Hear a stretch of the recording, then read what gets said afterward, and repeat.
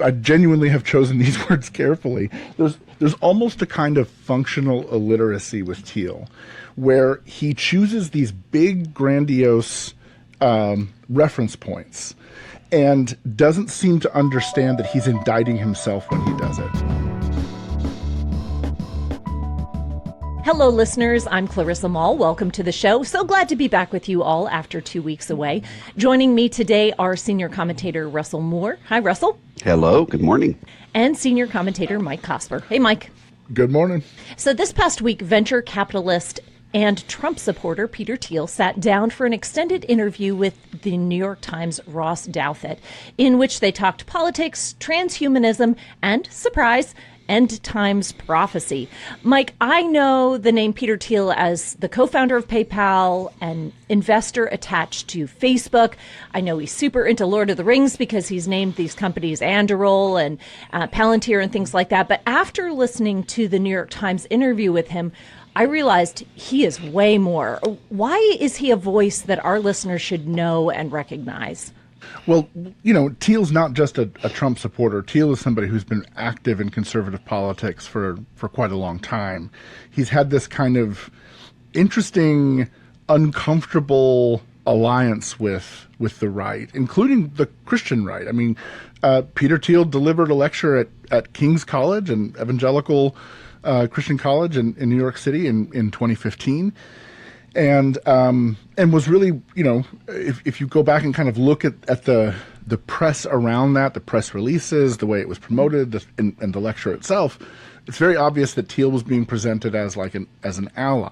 He's written for National Review, so his conservative bona fides exist at a certain level, though when you press into the substance of a lot of what he's talking about, it's much more. I mean, he was really sort of a forerunner of the new right wing more than the right as it was known for most of the rest of my lifetime prior to around 2015 or so. Russell, what role has Thiel's faith played in sort of the development of some of the ideas that he presented in an interview like this? I read that he had grown up in a Christian family. Yes, and of course he's somebody who has been in the Silicon Valley world. He's openly gay, doesn't fit into the sort of traditional categories of evangelical Christianity, but he's tried to use Christianity much in the same way he uses Lord of the Rings. So he's taking a particular gloss off of, say, René Girard, who's a really prominent Christian philosopher, and to try to see everything through the grid of that, and to use the Christian language of sort of cultural warfare. So very, very much a culturally Christian view of reality. So before we get into this sort of deep end times prophecy that he addresses in this interview, Russell, you've been teaching through the book of Revelation. Peter Thiel argues that our society is in this season of prolonged stagnation, that it's been since the 1970s, that we haven't seen dramatic technological advances, and that people in the middle class who hoped their kids would do better than themselves are just standing here today saying it's not happening. Is there a sort of biblical storyline that he's alluding to as he talks about this sense of disillusionment that people have with the lives that they're living right now?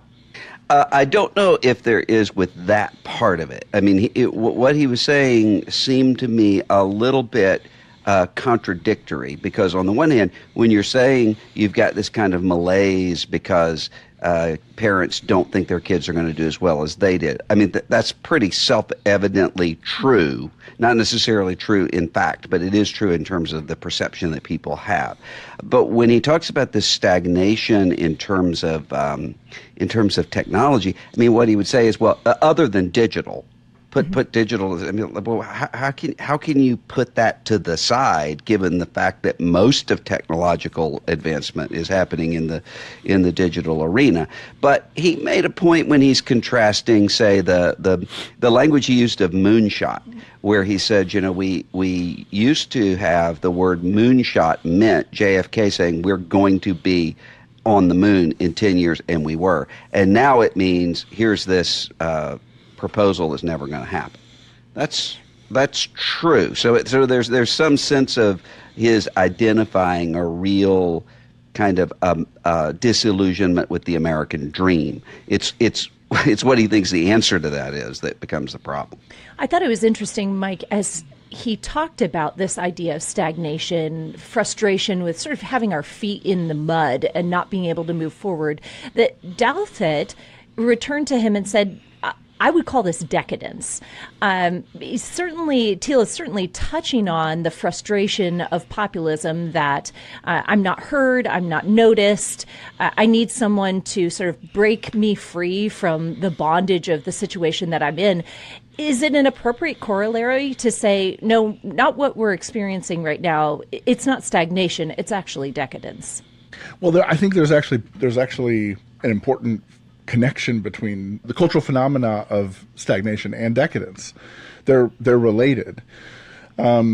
I think what Douthat is talking about, and when Douthat brings up decadence, he's doing what every good writer does. He's dropping the name of his book into a conversation. Douthat wrote a great book on decadence, and one that's quite worth reading.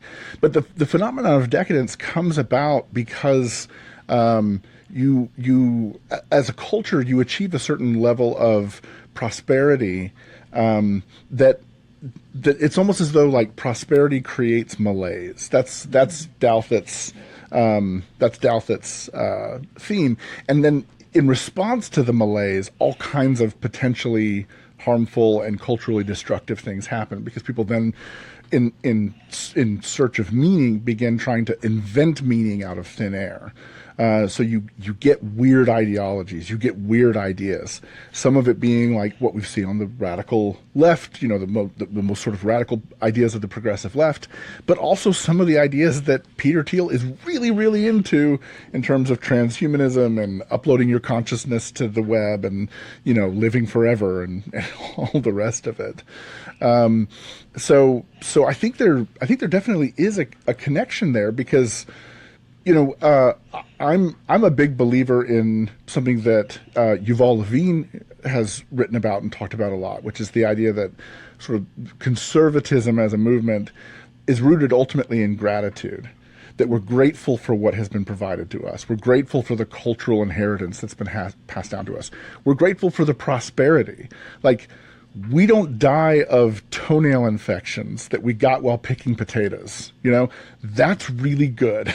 That's a great thing that we get to live in a world that operates like this.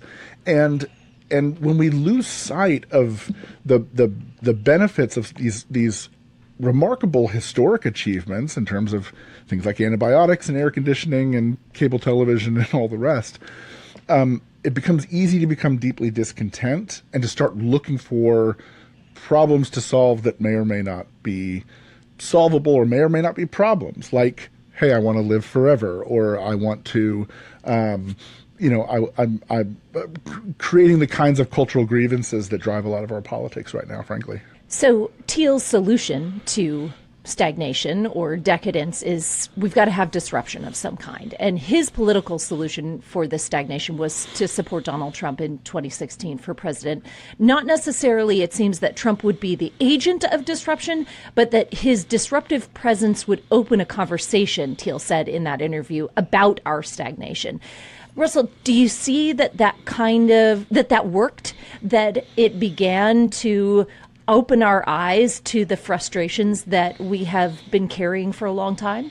Well, it It means that Jimmy Carter's malaise speech was just well before its time, because when he gives this very dark view in 1979 about a crisis of confidence among the American people, of stagnation, of decadence, he's blasted as having a gloomy anti-American view that would never succeed with people. Now that has just become standard, routine sort of rhetoric. So you do have this gloomy, fearful, anxious sort of time that is framed by the Trump era. I don't think that what has happened is what Thiel is asking for, which is this moment that so shakes people's consciousness that they say, therefore, let's get back to what made us great.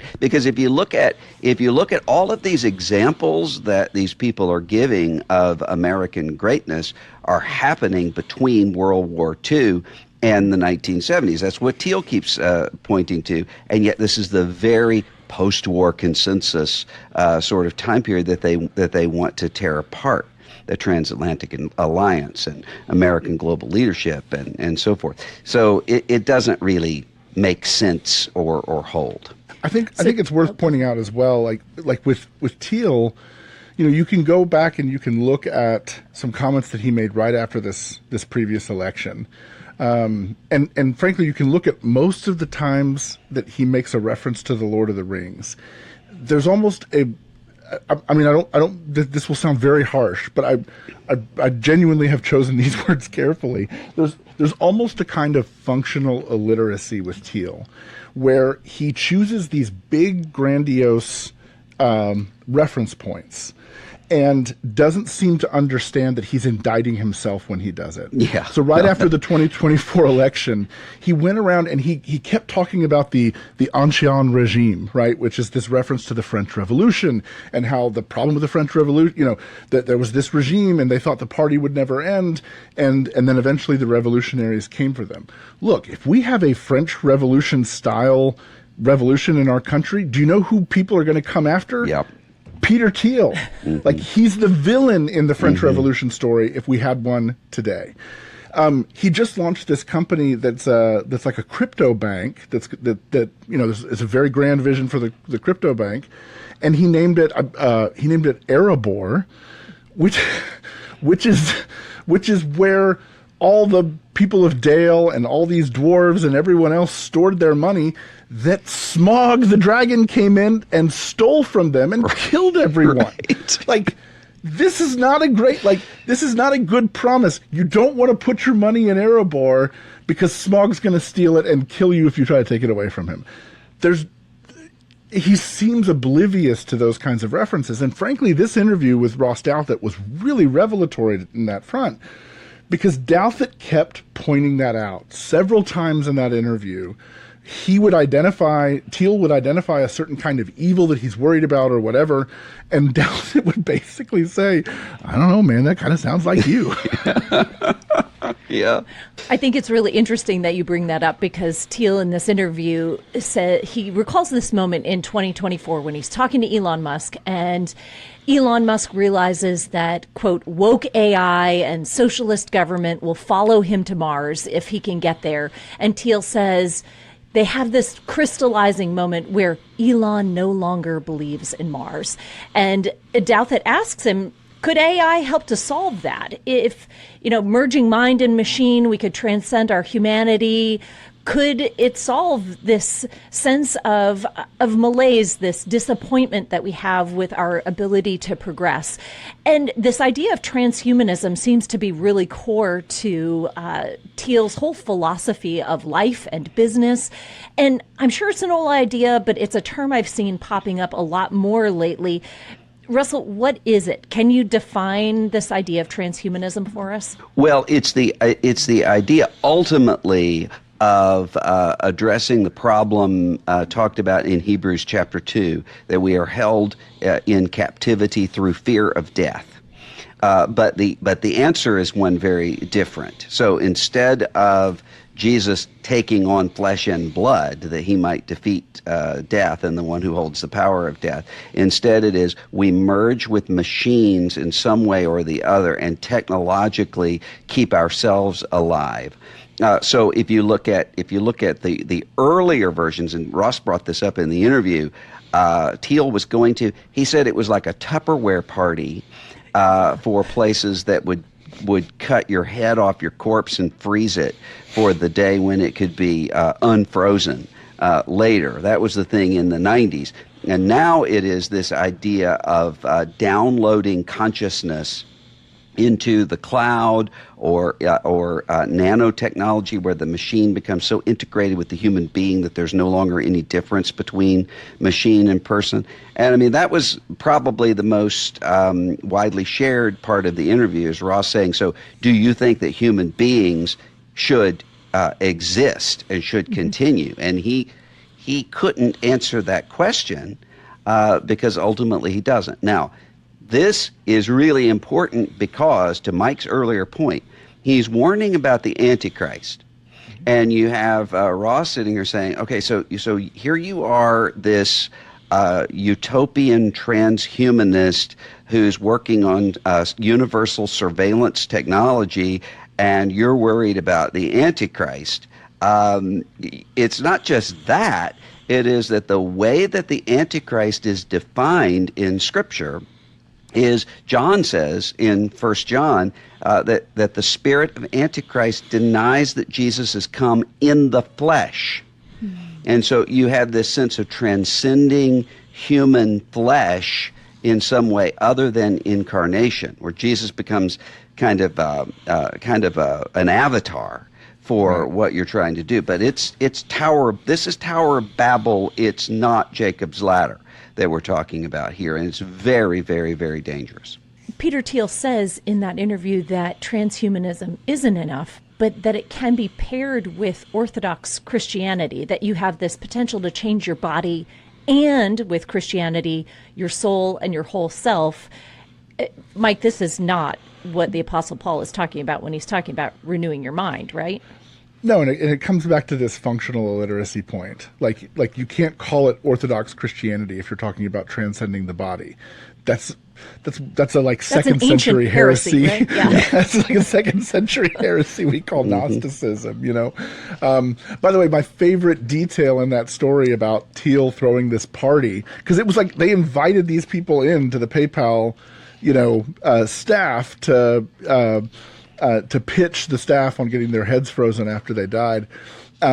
My favorite detail in the story is that the party didn't end very well because they couldn't get the dot matrix printers to work well to print up the contracts. It's like, what? There's a metaphor right here. Like the cosmos is speaking to you, saying this is not going to work, and they didn't seem to notice the irony. Russell, this seems like a really confusing way of mixing politics and theology, particularly when 1 Thessalonians 5:3 is cited, that the Antichrist promises peace and safety. How do you interpret that when you consider that Thiel has been such a strong advocate for Donald Trump over the last 8 years? Well, I mean, think about the Antichrist promises peace and safety. You could translate that as freedom from stagnation and decadence, and to technologically get the country moving again. The answer to that sense of the clamoring for peace and safety is not in 1 Thessalonians.